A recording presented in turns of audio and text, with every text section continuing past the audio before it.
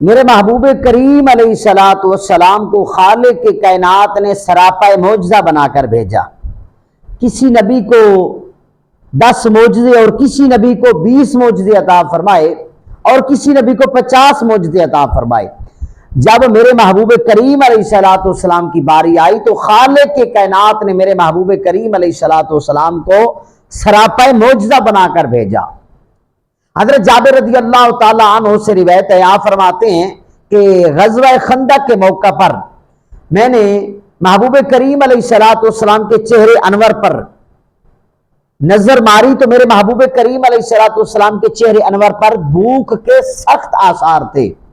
میں گھر آیا، میں نے اپنی بیوی سے کہا کیا گھر کے اندر کھانا روٹی کوئی چیز موجود ہے؟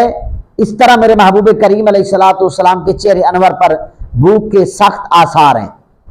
تو میری بیوی نے کہا 1 سا یعنی 1 کلو جو گھر کے اندر موجود ہیں اور 1 بکری کا بچہ کھڑا ہے۔ تو جلدی سے میں نے اس بکری کے بچے کو ذبح کیا۔ میری بیوی نے ان جو کا آٹا تیار کیا تو آٹے کو گوندنا شروع کر دیا، گوشت کو دیجکی کے اندر ڈالا اور میں دوڑا محبوب کریم علیہ الصلوۃ والسلام کی مقدس بارگاہ کے اندر عرض کی، یا رسول اللہ، یا حبیب اللہ، کملی والے آقا تشریف لائیں۔ اس طرح میں نے جو کا آٹا تیار کیا ہے میری بیوی نے اور بکری کا بچہ ذبح کیا ہے۔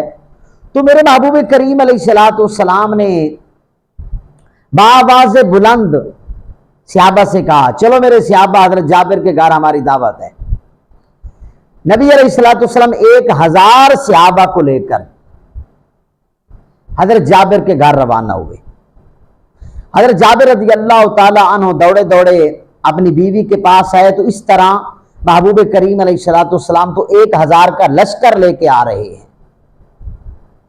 تو مومنہ عابدہ زاہدہ بیوی تھی، اس نے کہا یا جابر، اے جابر آپ پریشان نہ ہو، جو نبیوں کا سردار 1000 صحابہ کو لے کے آ رہا ہے ان کا انتظام وہ خود ہی کرے گا، یعنی وہ بہتر جانتا ہے۔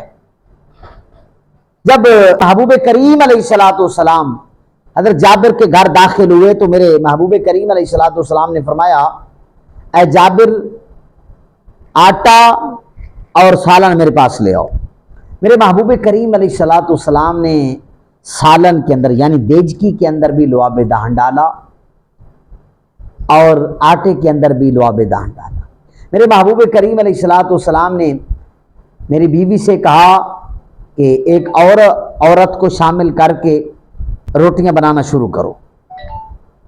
اور حضرت جابر رضی اللہ تعالیٰ عنہ فرماتے ہیں کہ میرے محبوب کریم علیہ الصلوۃ والسلام نے فرمایا، اے جابر جب آپ نے سالن ڈالنا ہے تو اندر نہیں جھانکنا، یعنی دیجکی کے اندر نہیں جھانکنا، بس ڈال کے تقسیم کرتے رہو۔